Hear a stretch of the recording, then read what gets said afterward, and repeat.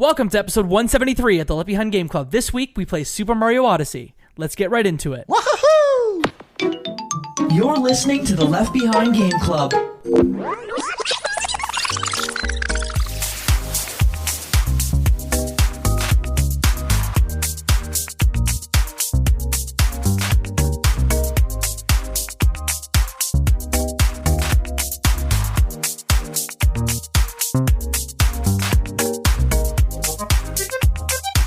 Welcome to the Left Behind Game Club, our never-ending attempt to make sure that no game is left behind. I'm your host, Jacob McCord, and today I have two friends with me. The first friend, you know him, you love him. His name is Michael Ruffalo. I am excited to talk with another Michael about a pretty good game.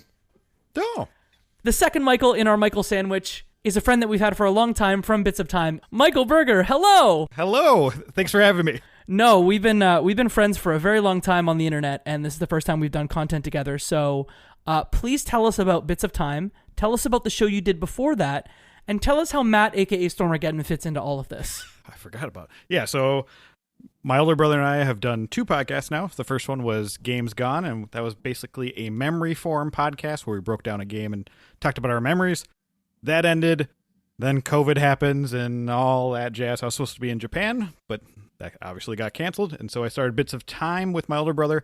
And the simple concept is we just see if a video game's worth your time. He generally doesn't finish games. I generally do. And we kind of talk about why I finished it and why he didn't. And it's been a lot of fun so far.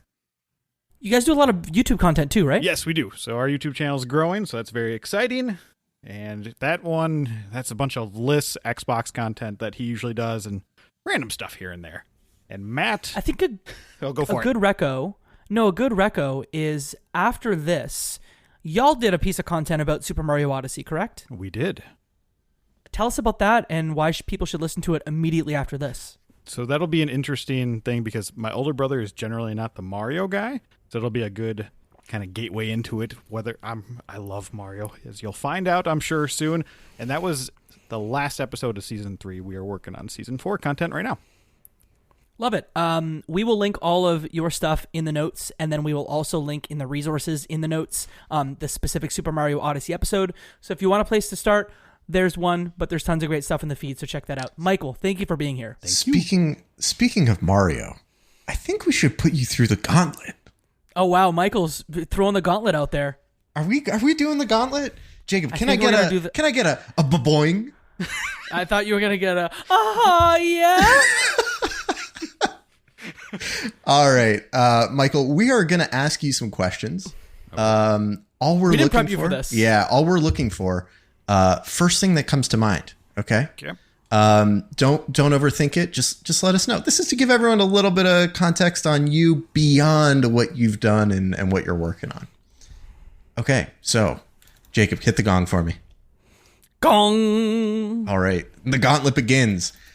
Michael, what is your first gaming memory?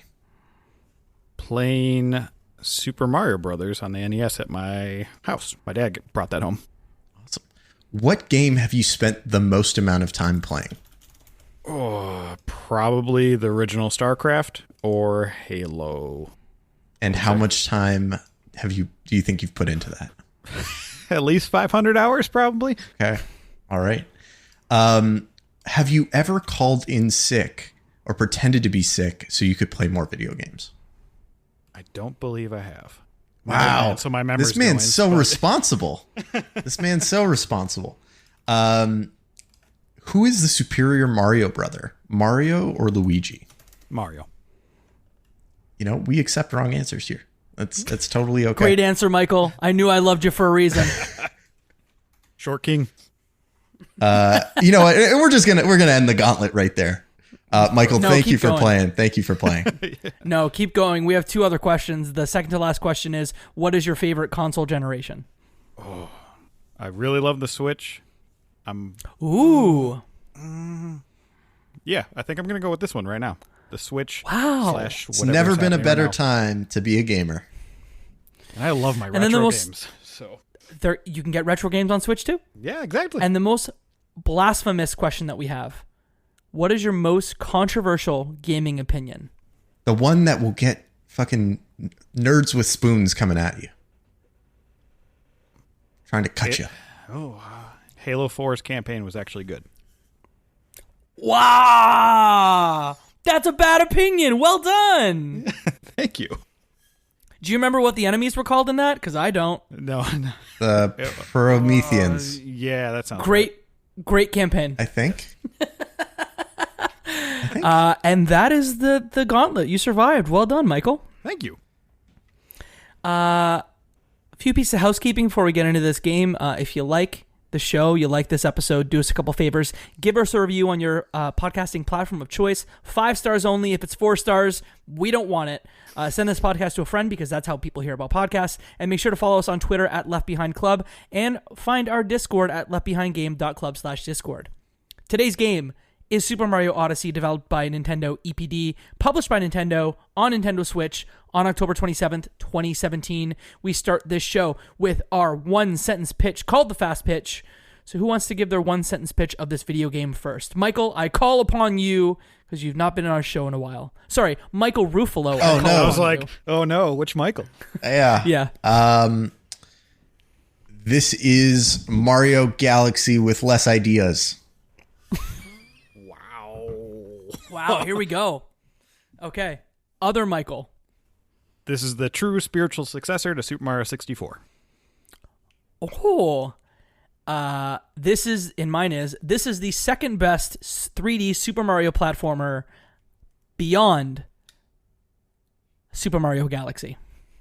That's a long Y'all way to thought of- say it's not as good as Mario Galaxy. Hey, damn. It's a good one. So we've talked about some other Mario games. What I'd love to know, and Michael Berger, I'm going to start with you. What is your experience with 3D Mario platformers? I have played them all. I started with, obviously, 64 because that was the first one. That one's like a childhood memory type thing, so I hold it in high regard. I still think it's a great game. Not a huge fan of Sunshine. So I would say, for me, Odyssey probably is below Galaxy and 64. It's probably like, so high middle, we'll call it. Okay. Mike Ruffalo. I think, this is kind of like saying, what's your experience with, Mickey Mouse? Like I feel like I've played, the early Mario games at a young age and continued to play them as I got older. I am not one of those Mario heads that plays, everything that comes out. There's a bunch of those 2D Mario games that I haven't touched. I don't think I ever played Mario RPG all the way through. But all of the mainline Marios, I end up playing. I think I've beaten pretty much all of them. I'd be surprised if you stumped me with some of those, but yeah, that's kind of my experience. Jacob, what is your experience? Yeah, so I'm a big Mario guy. I've played all the 3Ds, and I think that Super Mario Sunshine is actively a bad game. But like, why is there so much hate for it? It's, for me, it's like the Dark Souls of Mario games. It's like, it's hard. Yeah, it's hard because it's not very good. Why do you? It's unnecessarily difficult. Oh, you're just a soft boy. I am, but like the camera is poor, and I don't think the flood mechanics are particularly engaging. So on the hierarchy of 3D Marios, it's at the bottom. I think Galaxy 1 and Galaxy 2 are great. Super Mario 64 is a little outdated, but still good. And then Odyssey is probably my second favorite after, like I said, the original Galaxy. And then I've played every Mario spin-off. I'm a huge Mario Strikers fan, but that's another whole podcast. All right. I mean, yeah, I guess to your point, yeah, Sunshine's probably the weakest of the 3D Marios, but that's because they're all so good. Yes. Touche. High bar. High bar of quality. Yeah. Very excited for Super Mario Wonder that is probably out by the time you hear this. So I think we should start by talking about what makes this game different than all the other 3D Marios, and that is definitely Cappy. That is the capture mechanic. So one of the Michaels, I would love to know if you could just quickly explain how that works. Cappy is the MacGuffin, or the central mechanic of this game. He is a character that Mario is teaming up with to basically adapt to every world that he enters, or every kingdom that he enters. And Cappy allows him to take over enemies' bodies, possess them. Honestly, it's one of the creepier existential things about Mario. If you think about it a little too much, it's a little creepy. But yeah, basically Mario throws Cappy's hat, and he can either use Cappy to jump to a higher spot, get an extra double or triple jump, or if Cappy grabs onto a pole, he can move it, or if Cappy hits an enemy, he can possess them. And that's kind of the TLDR of Cappy's involvement. You don't really see much personality. Cappy's motivation is that similar to Princess Peach, who's kidnapped by Bowser, Cappy's one true love, Capette, or whatever her name is also abducted in the process. Yeah. So is it fair to say that this story in this game feels like it sort of inspired the Super Mario Brothers movie? There are definitely moments where I'm like, oh, this is like the weird moments in Mario the movie where he gets sucked in a pipe and you see the like infinite space. That's kind of what Cappy, attacking a dinosaur and taking it over made me feel. There's definitely like an element there. Did you have any favorite captures? And by the way, Michael, the name of Cappy's person is Tiara. Of very course, that you know that. Of course, it's a tiara. Yeah, okay. Of course, she has a tiara. You mentioned some of the captures that you can do. Did any of y'all have any favorite captures that come to mind? Because for me, like, it was in a lot of the materials that came out around the release of this game. But I think that the T-Rex is sort of one example of something that you probably haven't gotten in another Mario game. A lot of those captures are very distinct. At one point you're a tank. At one point you're a T-Rex. But they fundamentally change not only the scale, but also the gameplay that you can undertake. So I always think of the T-Rex, maybe the taxi cab, maybe the tank. Did any of y'all have any favorites? Because there are tons of them. And the gameplay changes drastically for each. I think that's probably the coolest part is it's exciting to capture one because you don't know how they're going to play and feel. Mm-hmm. That's the high bar for that. I think probably my favorite is that little caterpillar. I just like the feel of it. That one, and also I don't remember the name, but the one where you're the potted guy and his like legs stretch out and you do that little hop. That's in Wooded Kingdom, if I remember correctly. I enjoyed that one. He's like the stretchy legs dude. Yeah, I'll look and get you the name. But Mike, do you have any other standouts? They're the ones that you're like, I can't believe they're letting me do this, like the T-Rex. But honestly, the ones that I love the most are when you see a classic Mario character or Mario enemy and you're able to take it over. The one for me that was like, wow, was when you can possess the flame, the little flame that pops out of the lava. I was like, this is crazy. This is wild. I think the one that feels the best, though, I totally have to agree. It's that caterpillar that extends. Oh, it's so good. Yeah. It just it feels real good.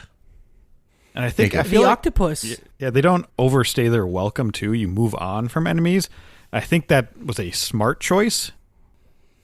Totally agree. Yeah, I mean, even the little ones like the Gushin is what it's called, the octopus that you can sort of almost use the Mario Sunshine jetpack ability. Like, so good. There's some little ones like that are great too. Oh, the one, now that you mention it, I don't know the name. It's the turtle guy who throws hammers. The Hammer Bros. Hammer Bros. Yeah, sure. Just throwing a bunch of hammers and hopping around, that felt like a real power trip. That felt like more of a power trip than being a tank, to be honest. Yeah, classic for Mario as well. Yeah. So this is structured fairly similar to other Mario games. There is a map that allows you to explore a series of worlds that have moons that you collect in each of them, and your spaceship kind of lets you travel between each of them. How did y'all feel about the general structure? Because what I appreciated most was the ability, as you're going through levels, they don't give you as much choice like in a Super Mario 64 where you can jump into like certain paintings at certain times, but because the path through the levels is fairly linear, but they also give you at multiple points little there's branches. A juncture. Yeah, where you get to pick between levels. Did y'all like that sort of structure for this game? Honestly, I didn't think that much about it. Like, It was one of those things where Fair. I'm going to have to go to this place anyway. So like it's not like I get to play this one or another one. I have to play them both anyway. So or at least I did in the end. I don't know if you can get through it without completing them all.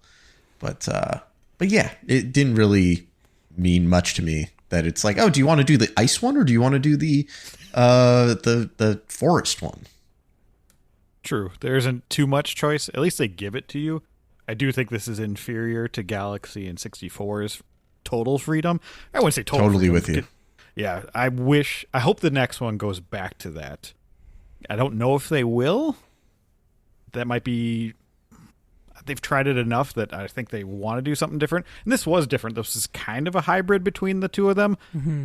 But I still prefer 64 and Galaxy for that reason.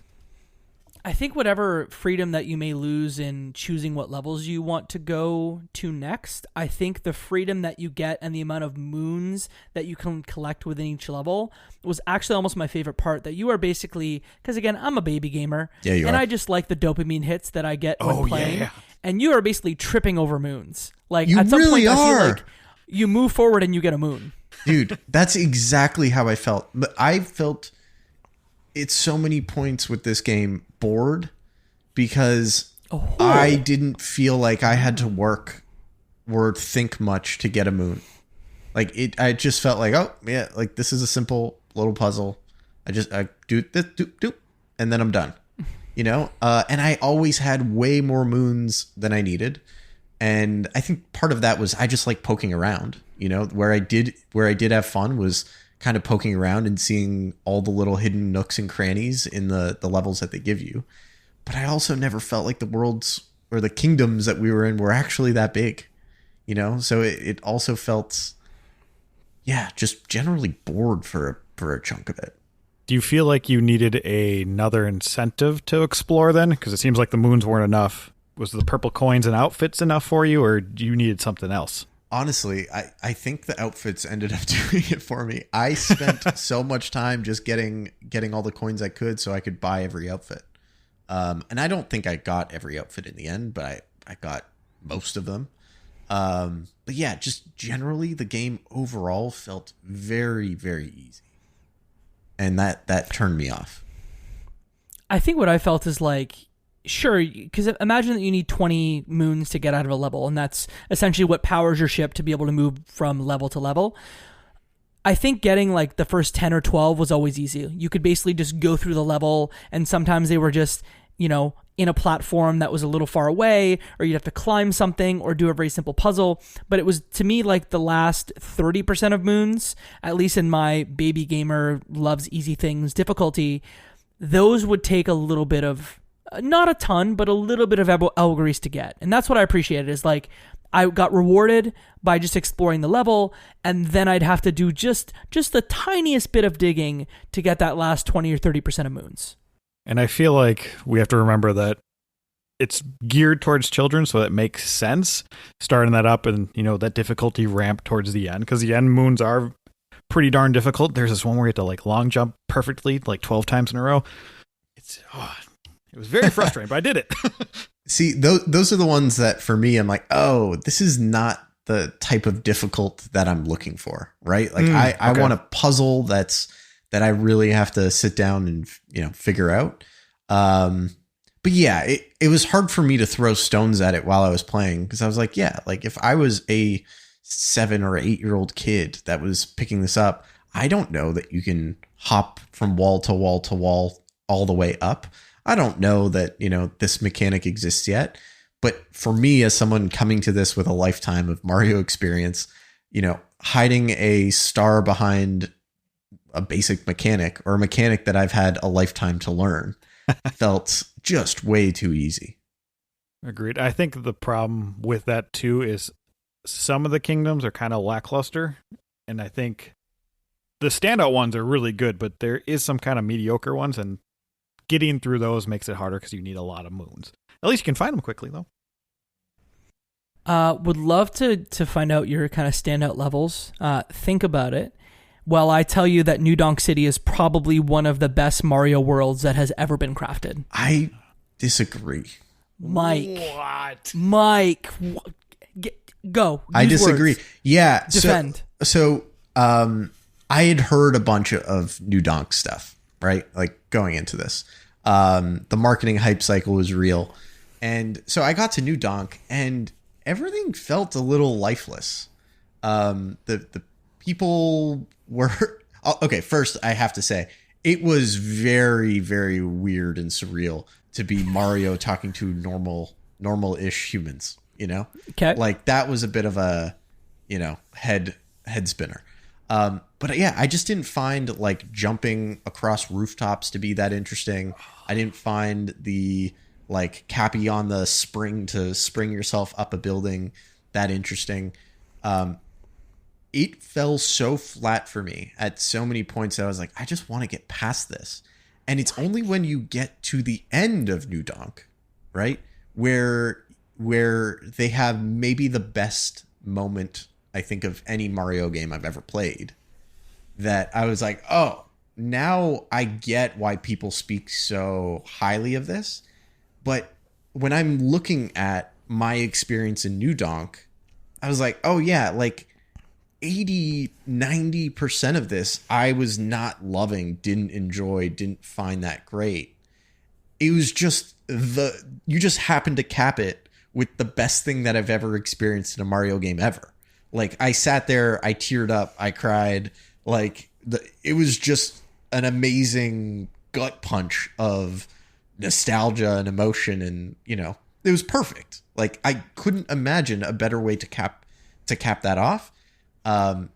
It just felt like, oh, we're just glossing over some of the boring, lifeless stuff that came before it. Man. Do you know what I mean? Critic. Like, do you get what I'm saying? I can see it. I feel like the moveset of Mario works really well with the setting, with the tall buildings and being able to scale them. I had a lot of fun just looking at a building. I'm like, can I make this gap? And that, I think, was where it shines in that regard. And there You is played some it like whack. Crackdown. Yep. Oh. I haven't heard that name in a while. Yeah, I kind of did, I guess.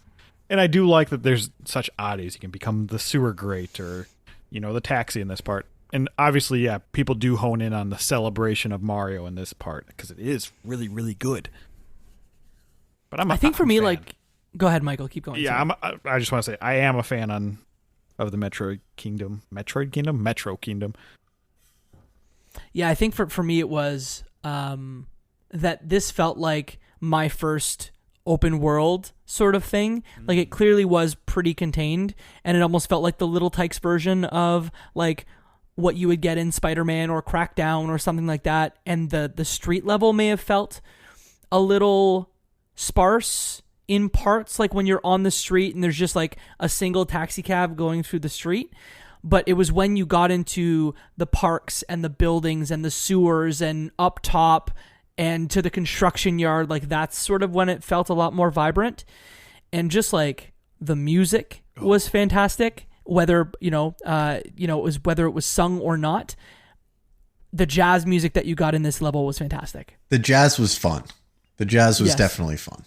Mm-hmm. There's that the Metro Kingdom feels the most like nostalgia, gut punchy, right? There's all these, it feels like there's all these little nods to Mario and Nintendo fans, but on the whole, I didn't enjoy playing it or solving puzzles in it like I did other areas.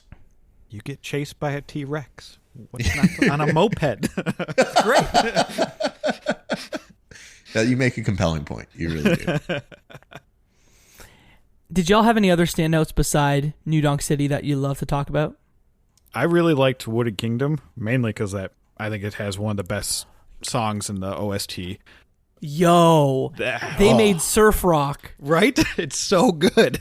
And then it's so good. I think it also has one of the better bosses as well. That UFO fight, I think, is pretty cool, and also following like the flower path through stuff, and obviously having it where you just jump off the side and you're going to a different level. That's where the T-Rex is again. I do like the T-Rex levels now. I'm thinking about it.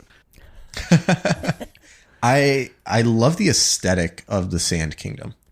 I so cool. love the red sand. I love the like Day of the Dead Mexican you know, like little Pueblo, you know, that aesthetically was something I enjoyed. I love the moment in the Lake Kingdom when you take over a fish for the first time, the little fish guy, and you're just swimming around. That was a ton of fun. What else really stood out? I think I really like the Seaside Kingdom. I think the Seaside Kingdom was also fantastic. Yes, that is the best one, hands down, I think. I didn't Tell me spend much time in it. I kind of blitzed through it. I was just so mission forward on that because I was like, oh, I'm behind on my hour count. Like, I really need to get this done. And so I think it's okay if you rush things. You know, you can always go back. It's there. It's true. I think why is it your favorite? Aesthetically, it's beautiful. I think usually I don't think about that when I'm thinking about Mario games, you know. And when we were talking about the capture mechanics, that thing where you're basically like a Star Fox, just shooting around that little gushy balloon thing. Plus, I usually don't like water levels in Mario games, and this one made me love a water level in a Mario game. A little too much sunshine PTSD. Yeah, maybe. The description like perfectly captures why I love it. It's like the relaxing resort by the carbonated sea is just like such a perfect encapsulation of what this level is. It's like a beach, but also like, you know, the water is almost sparkling how clear it is. And to your point, Michael, some of the captures that you make, even the octopus that I had identified earlier of like being able to jet around and, you know, yeah, the little lava octopus is so fun. And capturing, I think that boss battle is pretty fun too. And, you know, using the fire flower or whatever it is to like race around the water. Like there's just so much fun traversing that world, which usually isn't the case with the water level for me. Agreed. Yeah. Water levels usually scare me. Any other call outs and levels? Or else I'm going to move to music because we got to talk about this music a little bit. I thought it was weird that Bowser's Kingdom was like very Shogun Japan. Yeah. Strange. Yeah, it was an odd choice, but I enjoyed it. Same. I'm trying. Yeah. I wish I liked the ice level. I usually really love them, and I did not like the ice level. Yeah. Same. I did enjoy the funky gravity on the moon. That was a little bit of fun. Yeah. Just change things up a little bit, you know? Which is funny because we just had like Galaxy 1 and 2 years prior, but still the moon was exciting. Do you feel like you're the only person in your circle who wants to go deep about video games regularly? We were like that too. Until now. Welcome to Crossplay Conversations, the brand new bi-weekly topical video game podcast from Luke Lewis, Joseph Hooper, and Jacob McCourt. With many years of breaking it down separately on shows like the Left Behind Game Club, Player Podcast, and Lukewarm Games, the gang is finally coming together to publish their gaming group chat in audio form every other week. Expect roundtable reviews of the latest games, profiles of upcoming indies, and insightful conversations about essential topics in the video game industry. All with a mostly positive, insightful, and fun style. Help us out by subscribing on your podcast platform of choice to get the first episodes delivered straight to your feed. And follow us on Twitter at Crossplay Convos for updates about the show. Cheers and happy gaming. After the moon, and we're going to approach the spoiler zone, so if you don't want to get spoiled, the story's not that significant, but I will say we're going to spoil the rest of Super Mario Odyssey, so if you care about Bowser's wedding, then you might want to, you know, stop here. Going to the Mushroom Kingdom in its 3D, like, beautiful form was kind of weird for me. What? It was great. It was beautiful. It was fun to jump around, but it just felt like I was invading my childhood in a way that I wasn't expecting to. Oh, okay. That's an interesting This isn't viewpoint. therapy, I promise. Man. Did you love it, though? Because it sounded from your face there that you loved it. Yeah, I did. And I think probably one of the things that playing this game, I just feel like I was smiling most of the time because there were so many callbacks to 64. And so seeing a beautiful render of Peach's castle, I'm like, oh, this is like coming home. And of course, then they also have the costume of you can be the old 64 reskin. And I was just like, man, this is great. But yeah, I would say exploring that world is not the best and I could see how there'd be a little disconnect for you there. But plus, I don't like fighting bosses over and over again. That's not really my thing. Especially when it's kind of the same boss battle. Yeah. Why they do that? I don't know why. That's why I like the UFO fight, because I think that's different. Yeah. Mm-hmm. Yeah. This felt to me like a way they extend the playtime. Right. Absolutely. Because I know that, was it you or your brother that played it to get all the moons? That was me, and I got to 999 now. But I bought too many in the shop, so there's still moons I have to go grab for platforming reasons. And there's this one 2D one. I was trying to do it before we record this podcast. I just gave up. I was like, no, I don't need to do this. I'm okay. So how many do you have left then, you think? I think I have about 6, maybe.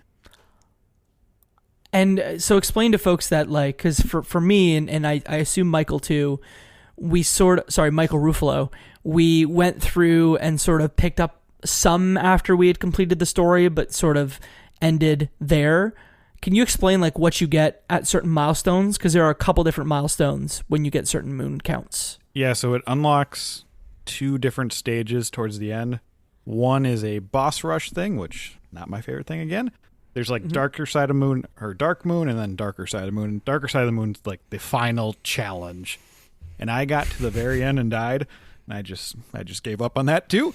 But there isn't too much incentive. I think there's something in my brain that was I just want to get to 999. I just want to see that number on my balloon. And I got there, but I don't know was it worth it? I don't know. I had fun doing it for the most part. There's some very frustrating moons though, trying to guide these sheep and where they can fall off and you have to hit them with a hat. Oh, I did that. Oh, that one frustrated me. I think that was in Wooded Kingdom too, one of my favorite kingdoms. Oh, I thought that was in the Sand Kingdom. Okay, so there is the one, the Sand Kingdom, but then in Wooded Kingdom, once you beat the game, it also unlocks these special glowing blocks that go to harder moons that you have to do. And that one is, you have to guide sheeps, but there's a curve and they can just fall off and you have to time it. Oh, Gotcha. Whew. Not my favorite Mike, what was your final moon count like? Me? Yeah. I don't know. But I definitely had way more moons than I needed in each one. I was not a completionist, but I felt like I knocked out every moon that I saw. Yeah, same. I feel like anything that was in sight I grabbed, but once I'd finished the main, I was probably in the 200. I think I stopped at just shy of 250. I said, you know what, I have 225. I'm really happy with this. I don't need to see the dark side or the darker side because my understanding, Michael, keep me honest here, 250, 500, 999 are sort of the benchmarks, right? That sounds right, if I remember. It's been a while, but... Yeah. I cut us off before we talked about some of the standout music. We talked about New Donk City. We talked about the surf rock that you get in Wooded Kingdom. Is there anything else that was a standout in your mind? I just have to reemphasize that the end of New Donk, that Paulina singing is amazing. It is I don't even feel like I'm being hyperbolic here. I feel like it is the best moment I've ever had in any Mario game. And a voiced track, which is a interesting choice, but it really worked. Totally agree. You know what's weird is I don't have that many standout tracks though. Besides those couple that I'm thinking about, when I think of 64, I can think of a bunch that resonate. That could be a childhood thing. And Galaxy is so orchestral. Mm-hmm. But this one, no. But the stuff that's really good is very, very good.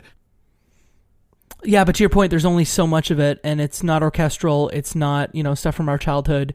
It's the Super Mario players, I believe, is the folks that put the music together, if I'm not mistaken. And, a lot of it's just sort of... It's good. It's good, but it sort of falls to the background.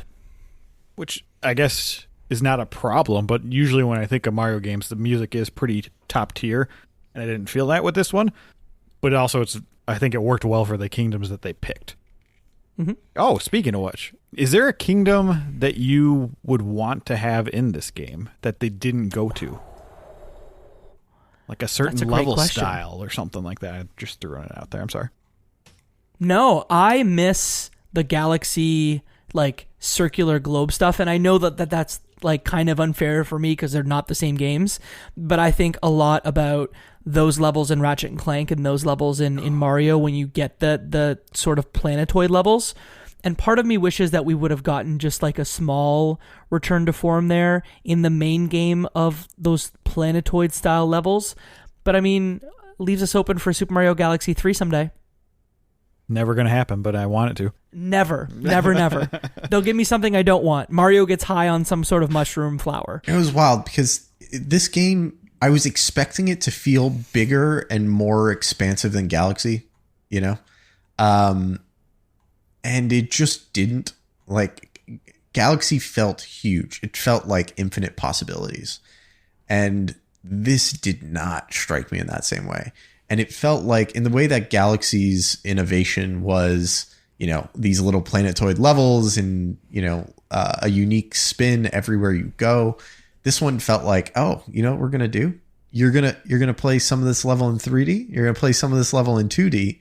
And you're going to need to do that to solve this overall kingdom, this overall world. And cool feature. Yeah, that's exactly how I felt. I was like, this would be so cool if you did this in a Galaxy game. You know what I appreciated not having? And this isn't your question, but I'll flip it on its head. Mike, you mentioned the Bowser's Kingdom and how it was weird to have it almost be like a feudal Japan level. I very much appreciated that because instead of that, we would have probably gotten the like lava castle that we always get in Bowser That's a good point. levels. So I appreciated having something different. Was it the most ideal? No. But I feel like anything's better. If I see a Bowser level where there's lava and I just have to avoid lava, I'm just not interested. Yeah. I'm like, cool, I'm just going to stop here because I know what comes next. This time they said, you know what? Don't avoid the lava. Become the lava. Yeah, they did. Like that. They truly did. That was kind of fun. That also reminded me, because there was a bunch of this in the Bowser's Kingdom. I love taking over the bullet bills. Taking over a bullet bill was it felt like, yeah. You know, felt way better than being a tank. Yep. 100%. Even the creepiness you'd get in something like a Cap Kingdom where you didn't really get to do anything, but you walked around and it was just like creepy vibes. This game is vibes, whether you're capping or whether you're in Cap Kingdom. I definitely felt like the beginning of the game was kind of creepy. And yes. I don't know why it started that way. Yeah, I feel like Lost Kingdom should have been the starting level. Mm-hmm. That would have been a stronger start for sure. We've talked about levels. We've talked about captures. We've talked about music. We've not talked in detail about boss battles. With good reason. I know. Just fire away, Ruffalo. What now? Okay, so let me tell you for anyone listening who hasn't played, the bosses in this game are a bunch of varied rabbits, the Brutals, that hang out on a flying ship, who are there to basically be like 20s gangsters, and are like, you're not stopping Bowser, see? And then they all put you in this circular ring, and it's all pretty much, you know, rule of 3 type of Bowser fight. And they're all very easy. It doesn't feel like a boss fight. I don't feel like I've accomplished anything. Feels like I just have to get past it, you know? Like, I remember other games feeling like, oh, cool. This was a cool boss fight. I grabbed Bowser by the tail and I spun him around and then I threw him, you know? This did not make me feel cool or powerful. It was like, okay, yeah, this guy's going to spin around for a bit and I have to hop on his hat. I feel like they wanted to do like a different spin on the Koopa Kids, and I don't think it worked. I do like some of the other bosses, like that UFO I've talked about, the Star Fox boss. I don't know what you call it. The 2 fists that fight you. Yep. That was the Andross looking boss. Yeah, exactly. Like, I'm fine with that. I did like the Bowser fight too. I thought that was pretty fun overall. Mm-hmm. Agreed. Yeah. It just felt like the majority of them were. Yeah, you fought them so much too. Yes. And then you circle back on them again. Exactly. Like, no, cut that part out, please. Yeah. Yeah, I think like going back to your point, Michael, about the Bowser boss fight, like, and then you get to be Bowser. You get to capture Bowser and be Bowser, which, like, look, we've been Bowser in a couple games before, but I think anytime you get to be Bowser is super fun. And I don't think it's ever been this good in a 3D platform in a platformer sense. I felt Have so we ever gotten to creepy. play him in 3D? I don't think we've ever played him in 3D. No. I don't know. Like I feel like I've played as Bowser in games, but as the character Bowser, this one felt creepy because it felt like I was Mario playing Bowser. Invading him. It just felt like invasive and creepy. I don't know if I'm the only one that like spent too much time thinking about it, but it did not feel good. The psychology of You Mario. might have been. Yeah. I think that was a cool twist, though, at the end. That was kind of fun. Something different. I didn't expect that. Maybe I should have, but I definitely did not see that coming. All I'm saying is consent matters. Absolutely. Any final thoughts you want to cover on Odyssey? Because we have a couple more things to go through here. But before we jump into the time capsule, I'd love to know if you had any final thoughts. I think it's a very solid Mario game, and I think it could be somebody's very first experience, and they will get just as much out of it. But there's so many little Easter eggs for us veterans, we'll call us. I do not regret playing it at all. I had fun. I feel like that moment in New Donk City at the end was everything I needed in this game. But it is not by far my favorite Mario. It's good. And I don't. It's not mine either, but I can see why it would be somebody's favorite for sure. Yeah, just if because they've it only controls played so one. well. Yeah. Nice. I don't know if there's a more essential Switch title. And I know that, Michael, you said that the Switch is sort of like your favorite system. But I think if I was, and I'd love to hear from both of y'all if you have other suggestions. But if I'm buying a Switch, I don't have a kid, but if I'm buying a Switch for a kid, I think or even for myself, like I think the essential collection must include Super Mario Odyssey. What do you mean by collection? Like if you're buying 2 games, if you're picking up a Switch at the store okay. for like the fam at Christmas time, and you have money for like 2 video games, this is probably one of the 2. Yeah, I don't think there's a more essential game on the Switch. it's definitely the safest. Okay. I think Tears of the Kingdom is by far the best game on the Switch. The auto purchase. It is, for I think a huge chunk of people, the reason they should get a Switch. Man, you got me really thinking. I could, if you had 2 games, yeah, I would probably say Tears of the Kingdom and Odyssey. But I'd really have to think about that actually now.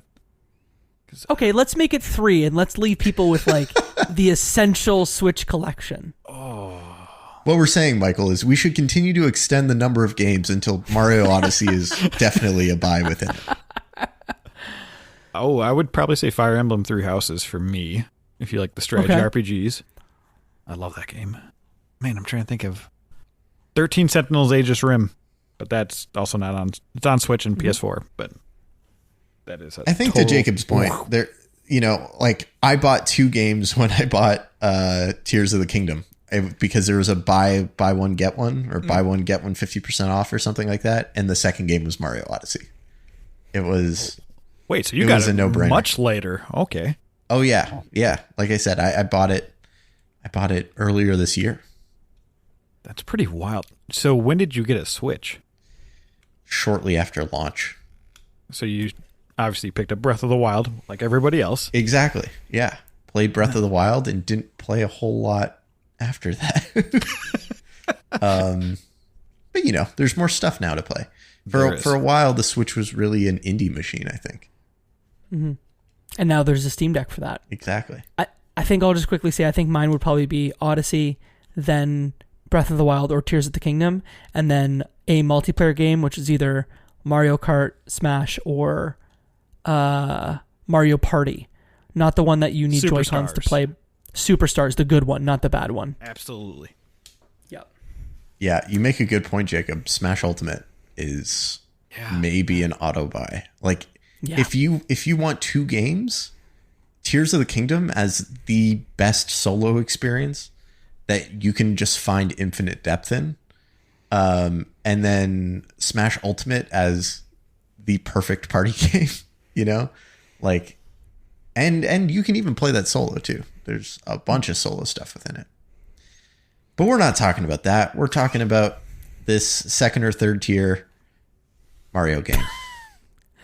Well, hey, maybe the reviewers agreed with Michael and I when they said that this game was a 97 on OpenCritic.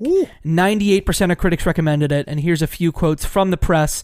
First from Ryan McCaffrey, gave it a 10 out of 10 on IGN, and said Super Mario Odyssey delivers on that ongoing promise of originality and innovation. It distills the venerable series' joyful, irreverent world and characters and best-in-class platforming action, and introduces a steady stream of new and unexpected mechanics. It's all spun together into a generational masterpiece. Like I said earlier, we accept wrong opinions here. Well, maybe someone should tag Ryan McCaffrey and say this little podcast said he was wrong. Michael Ruffalo on this little podcast said he was wrong. Andrew Rainier on Game Informer gave it a 9.8 and said, with hundreds of moons to collect and a dizzying number of secrets to unearth, Super Mario Odyssey is a monster of a game that rarely dips in the fun department. I think so. All of that to say, like, yes, very positive reviews all around for this game. I think I just expected more from a mainline 3D Mario game, and maybe my expectations were too high. Maybe it was all the hype and people yelling "New Donk City" all the time. But yeah, it just did not feel like it didn't feel like it topped Galaxy, and that's where my bar was. High bar. Yeah. High bar. Yeah. Again, a Galaxy feels like, in my opinion, the best 3D Mario game. Yeah, Galaxy's could be pretty good. Yeah. What would you put above it? Like 64 revolutionized everything. You got to give it kudos there. But going back to play 64, rough. It's just not. It just doesn't. I think compare. It still feels good. Yeah, but yeah, yeah, I know. Yeah. Do either of you have the Mario 3D All-Stars collection that just came out a little while ago? Yeah. No. Okay, that has a remastered 64, Sunshine, and then Mario Galaxy 1. And I think to your point, Mike, like, Galaxy holds up. Sunshine is bad. And 64, you just credit it and say, like, this revolutionized games, and it is still good. But it obviously doesn't touch these, like, real 3D Mario platformers. Yeah, it's like Ocarina. Yeah. There's some game design choices there. I do still feel like in 64, Mario feels so good to control. There's something about it, like, especially if you have the other original N64 controller, just like slightly moving the analog stick. I don't know. There's something. It feels just so good. I mean, Odyssey feels great too. So is Galaxy, but I'm with you. There's just like Galaxy feels like such a refinement and an innovation at the same time. It feels awesome on the 3D All-Stars because you can now use the Pro Controller to point and use the motion controls. Whew, that's a game changer. Mm-hmm. I think for me, it's like it's in 64. It's doing the long jump and being able to almost like reposition your Mario as you're doing the long jump. That's the control stuff that you were talking about. So good. And then in Galaxy, it's just the orchestral music and watching your Mario like arms out Titanic style, just like flying around planets. It's so good. It's so good. I'm gonna have to play that game again soon, man. Well, hey, if we play it, we know who to call first to talk about it on a podcast. But one last thing we'll leave you with, if you want us to tickle your nostalgia bits, consent is important, Jacob. Consent is important. We're going to talk about some of the games that came out around this game. Here's a fun fact. On the same day as Mario Odyssey, we got Assassin's Creed Origins and Wolfenstein 2: The Last Colossus. The literal same day. So if you're going to the store, which one are you buying out of the three between Odyssey, Origins, and New Colossus? Odyssey. And then I'm disappointed I didn't get Wolfenstein. Mm-hmm. Mm-hmm. Odyssey for myself. And then I really loved the first Wolfenstein. I've only played like 5 minutes of the second one. I don't know. I haven't gotten back to it. But I really like the first one. And I have not played Origins. Yeah, I'm in the same boat. Wolfenstein 2 is great. We're going to play it on this podcast, but we're not doing that.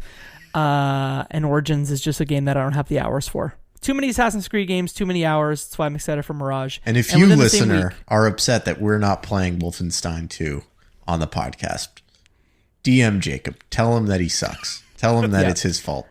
And where can folks find me in a Discord, Michael? They can find you at Jacob McCourt. Is that it? On Discord? Yeah, but leftbehindgame.club inside is where you find it. Inside. Inside the Discord. You can go to leftbehindgame.club/Discord. You can find Jacob on Twitter at Jacob McCourt. Wow, you're just throwing me on blast here. Any other places? I'm on Blue Sky. You can find him. Nope, we're not putting that in the show. That's getting bleeped out. I didn't know. Yep, we're going to bleep that email out too. You should just harass him on the internet anywhere you can find him. Great. Well, before people harass me, I'd love to, Michael, thank you for coming on the show today, and for talking a little, not other Michael, and here's the reason why I kept calling you Berger and not Berger, is because my orthodontist name was Dr. Berger. Oh, man. And so I spelt the same way, and whenever I see it, I'm like, Berger, the man who took the money from Matif's. No, Berger, Michael Berger. Thank you for coming on the show today. If folks want to find you again, where's the best place they can do that? Well, first, thank you. This has been an honor. You guys are I believe, the second indie podcast I've ever listened to. So get out of here. This is kind of a surreal experience for me. Who was the first? Watch Out for Fireballs. Oh, yeah. A classic. Yeah, so I went from them to you. Great fit. Thank you so much for joining us. It's been such a pleasure having you. Thank you. You can where can people find you? Matter of Michael, basically on all the social media things, and then Bits of Time. You can find us everywhere as well, on YouTube, on the social medias, and your podcast choice, your podcast catcher of choice. That's the way to say that. You talked a little bit about what's coming up in Bits of Time, but can you give a tease on what's coming up in the near future for Bits of Time? So we are working on Season 4 games, which will launch in November. So probably right around when this is coming out, which is very cool. I am spending a lot of time on some retro games, and then we have a very, very long game that we're working on. Ooh, any hints? It's a JRPG that I love dearly, and I'm going to make my older brother try and finish it, but I don't think he's going to. Okay. That's me with Kodor and Jacob. I need to play that too. I need to play that too. I played it once. There's other games to play. I'm good. Michael, thank you so much for coming. Like we said at the top, we already plugged all the things, so I won't plug them again. But Michael, I'll ask you, without doxing yourself and putting your email out there, where can you be found on the internet? X/Twitter, Matter of Michael. Instagram, same thing. And then Bits of Time. Twitter, I believe we're at Bits of Pod. I don't even remember our thing. It'll be in the show notes. Michael Ruffalo, go ahead. You next. You can find me at RuffaloM, RuffoloM, on most social places online, or you can find me at michaelruffalo.com or .ca. And we've already plugged the crap out of me, so I think I'm going to throw it over to Mike Ruffalo to close the show. And that, my friends, is one less game left behind.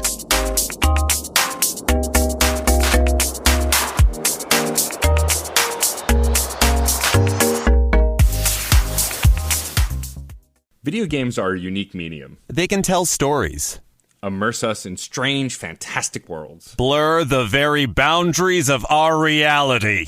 But at the end of the day, video games are fun. Whatever fun is to you. I'm Jeff Moonen, And I am Matt, a.k.a. Stormageddon. and on Fun and Games, we talk about the history, trends, and community of video games. It's a celebration of all the games we play and all the fun we find within them. And there's so many more games out there, so we hope you'll share in that conversation with us. Fun and Games podcast with Matt and Jeff. Find us on certainpov.com or wherever you get your podcasts. And happy gaming.